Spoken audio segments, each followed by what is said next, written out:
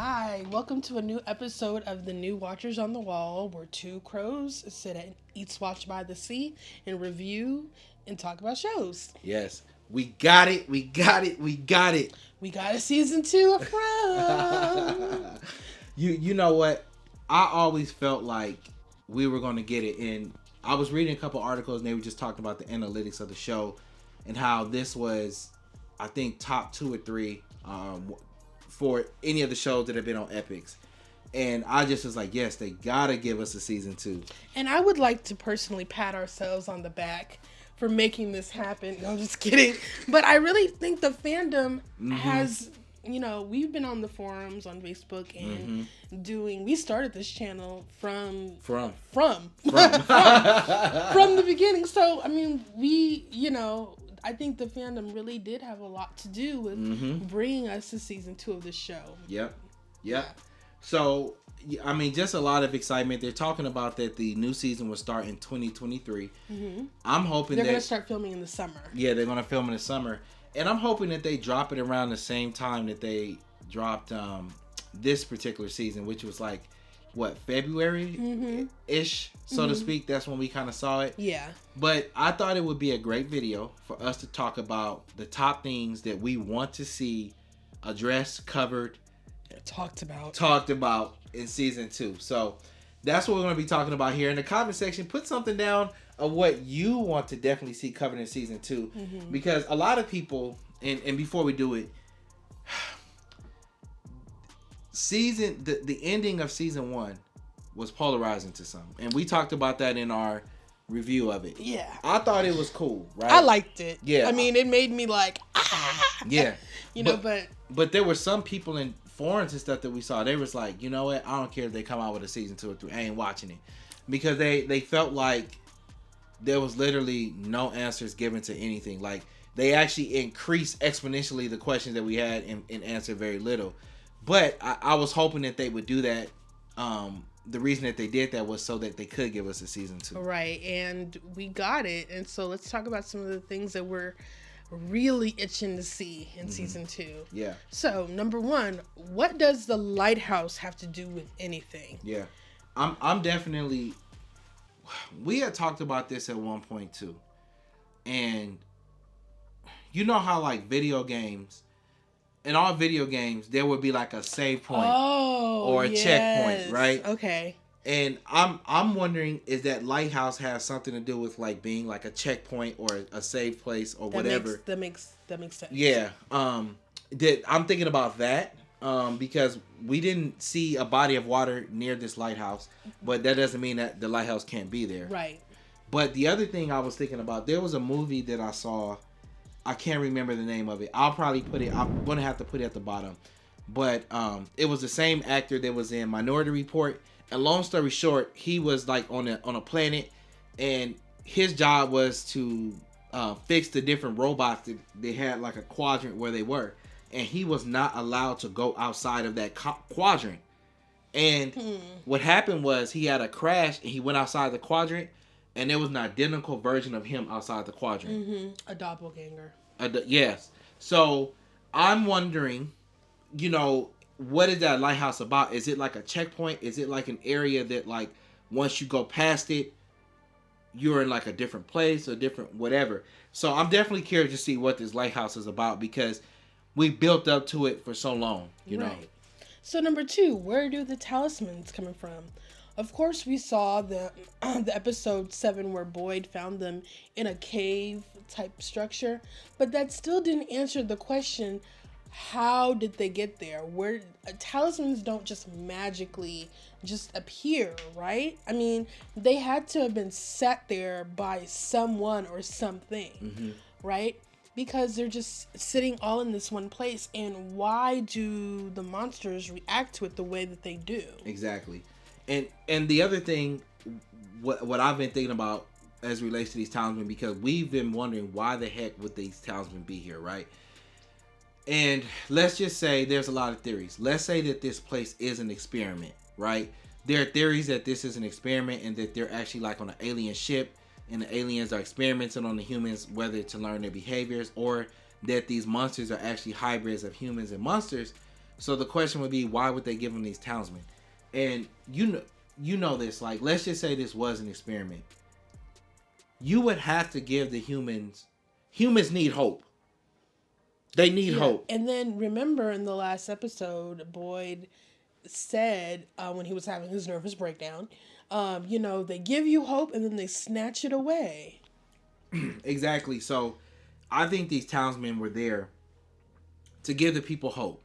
Because if people don't have hope, they give up.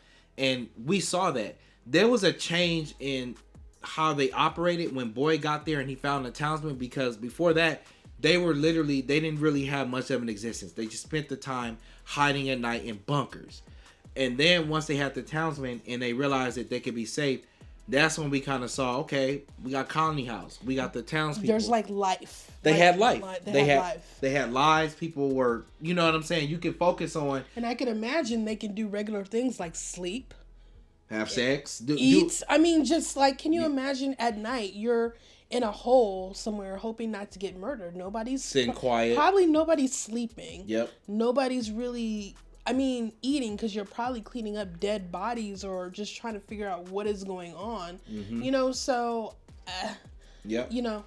Yeah, life. good stuff. Like, so I feel like the talisman, one of the reasons that they could be there, and this is just a theory, is that it gives them hope so that this experiment could continue or whatever you want to call it. It moves the experiment along. Exactly. We've always felt this way. I want to know, are there plants in the Colony House and at the town? And when I say that, I've always felt like there have been characters that are there that are spying on them, right? And initially, we felt that way about Fatima. Mm-hmm. We always felt that way about her. And the barman. And then later on, we felt that way about the barman because he wasn't what? He wasn't helping. He was just kind of like, well, yeah. When they were building the the tower, he wouldn't help. He wasn't doing anything. And the radio person sounded a lot like him, and he just disappeared during that time. Exactly. And he was one of the few people that knew what they were doing.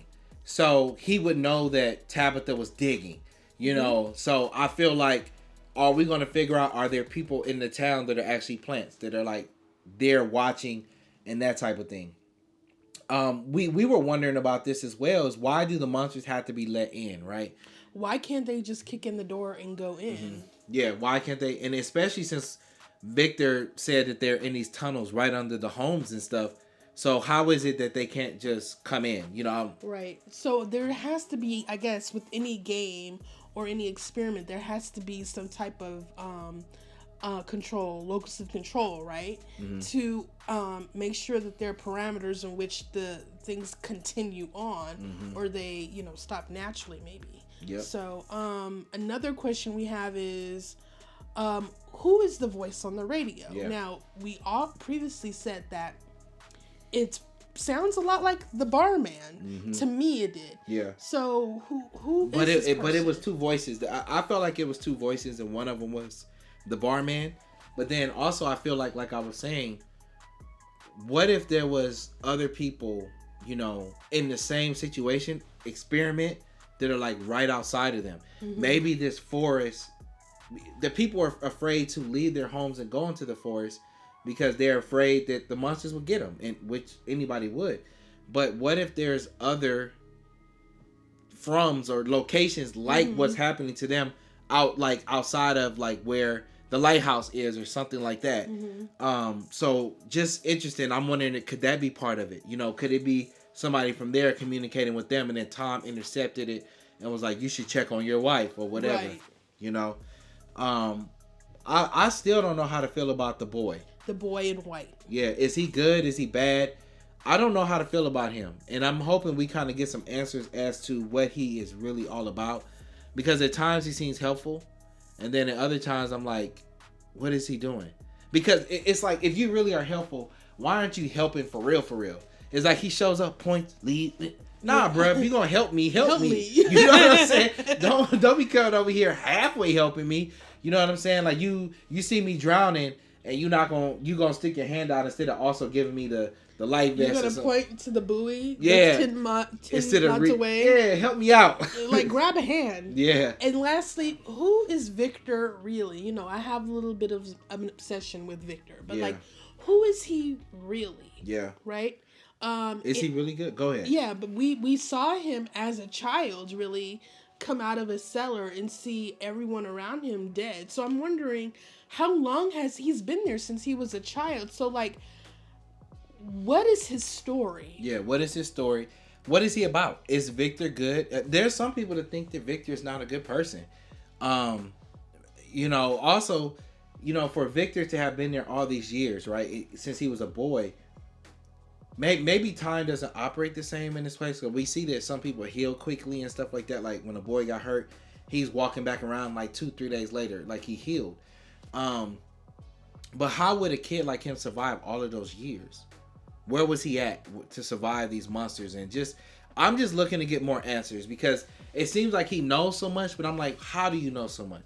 Why do you know so much? And it seems like he's able to predict things within his drawings. Mm-hmm. You know, we got a picture of the camper and the spiders.